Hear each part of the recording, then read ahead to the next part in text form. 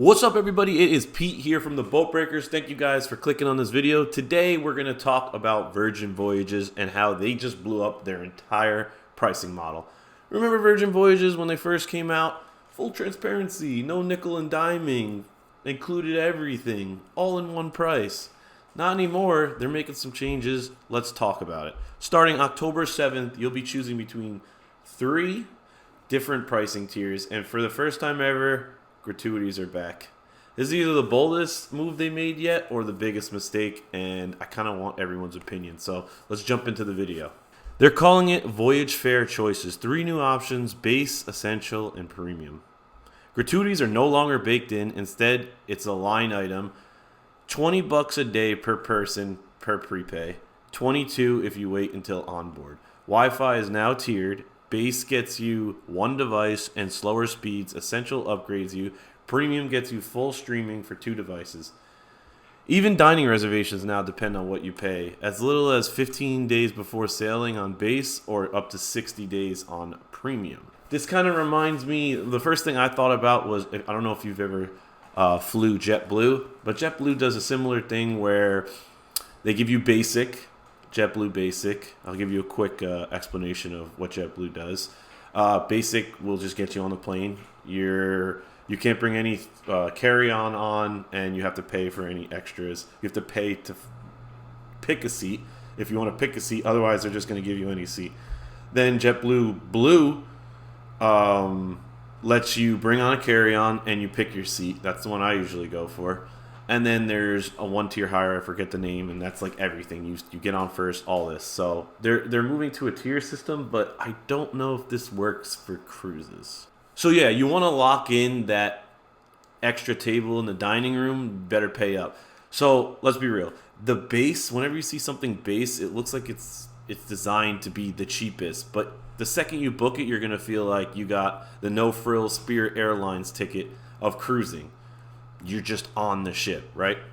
So here's how it shakes out. Base, cheapest, non-refundable, worst dining window. Essential, middle ground, 45-day dining, basic Wi-Fi. Premium, flexible changes, 60-day dining, streaming Wi-Fi, better perks. Suites still keep their rockstar perks, but for C terrace and below, this is your new normal. So Virgin says cost will not be going up. This is something they said.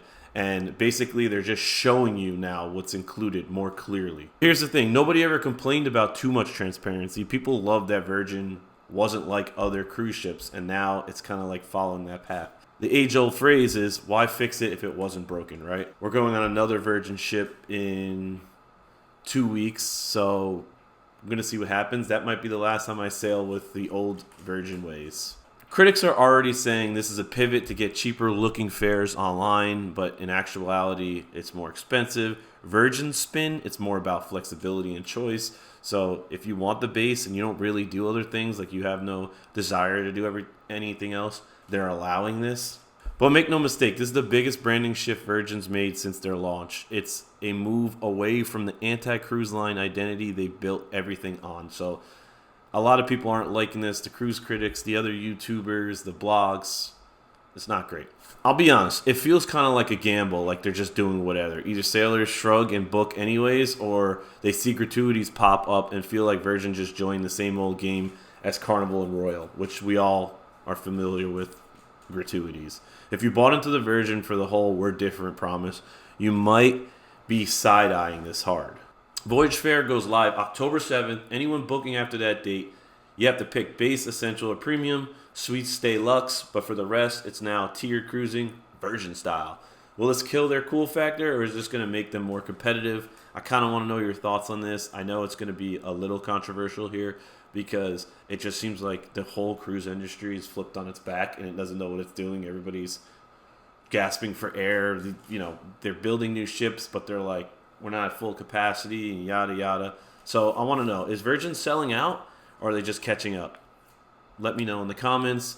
Again, thank you guys so much for watching this video. I know it was a quick one, but I wanted to get this out as quick as possible because I'm going on a Virgin cruise very soon, and if we have questions, I can ask them. I will write the guest service with 10 of your questions, and I'll ask them. I'll be like, I'm Pete from Boat Breakers. What's up? So anyways, thank you guys again for watching this video. I'll see y'all in the next one.